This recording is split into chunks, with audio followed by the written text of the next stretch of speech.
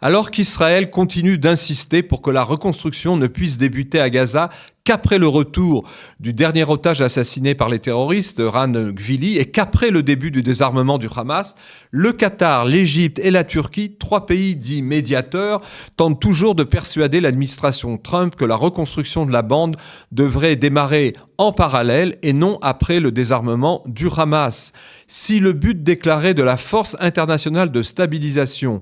FIS est d'aider à désarmer le Hamas et à maintenir la sécurité à Gaza durant une période de transition où la bande serait gouvernée par un cabinet de technocrates palestiniens afin d'empêcher que Gaza ne redevienne une base d'attaque contre Israël, on refuse à juste titre à Jérusalem d'octroyer un quelconque pouvoir militaire à une puissance si ouvertement hostile à l'État hébreu que la Turquie. Et ce pour plusieurs raisons. D'abord parce que la haine anti-israélienne du président turc Erdogan date de bien avant le 7 octobre 2023.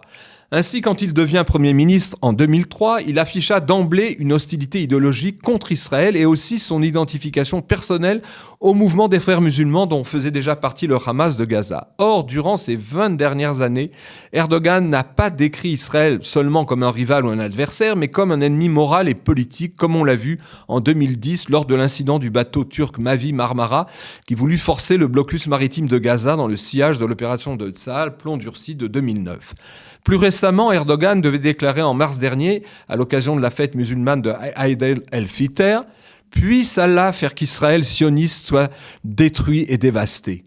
De plus, depuis le 7 octobre, la Turquie a coupé ses liens diplomatiques et commerciaux avec l'État hébreu, fermé son espace aérien aux avions israéliens et s'est jointe à l'Afrique du Sud dans sa plainte pour génocide devant la Cour internationale de justice de La Haye, tout en utilisant son droit de veto à l'OTAN pour bloquer toute coopération israélienne à cet organisme. De plus, alors qu'Ankara n'a cessé d'héberger les chefs en fuite du Hamas et de soutenir financièrement leur réseau terroriste à Gaza et même à Jérusalem-Est, comment Israël pourrait-il tolérer la présence de troupes turques à proximité d'Ashkelon, d'Ashdod et de Beersheva, quand on se souvient qu'en 2024, lors d'un congrès de son parti AK,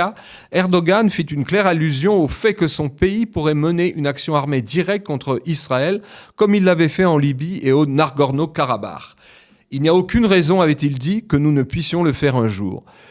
A signaler toutefois un geste encourageant pour Israël de la part de Washington, le fait que la Turquie, malgré ses demandes insistantes appuyées par le Qatar, n'a pas été invitée au récent forum du CENTCOM américain, le QG militaire régional des États-Unis, qui a eu lieu le 16 décembre dernier et qui a regroupé les représentants de 45 pays différents à Doha, la capitale qatari, pour planifier la mise en place de forces de paix dans la bande et envisager les premières phases de la reconstruction de Gaza. Sans doute parce que les Américains ont bien vu qu'il s'agissait là d'une véritable ligne rouge pour Israël. Quant à l'éventuel déploiement de troupes qataries au sein des forces de paix à Gaza, même s'il semble de prime abord moins inquiétant et dangereux au plan militaire, il poserait lui-même aussi un véritable problème pour Israël, et ce dans la mesure où le Qatar a toujours été un allié direct et déclaré du Hamas qu'il n'a cessé depuis des années de soutenir financièrement et diplomatiquement, ce que les Américains savent pourtant pertinemment. Dans ces conditions, c'est à juste titre qu'on voit très mal à Jérusalem comment des troupes turques ou même qataries pourraient assumer le rôle si délicat et complexe de force d'interposition sur le terrain face aux hordes terroristes du Hamas, adulées à la fois par Ankara et par Doha.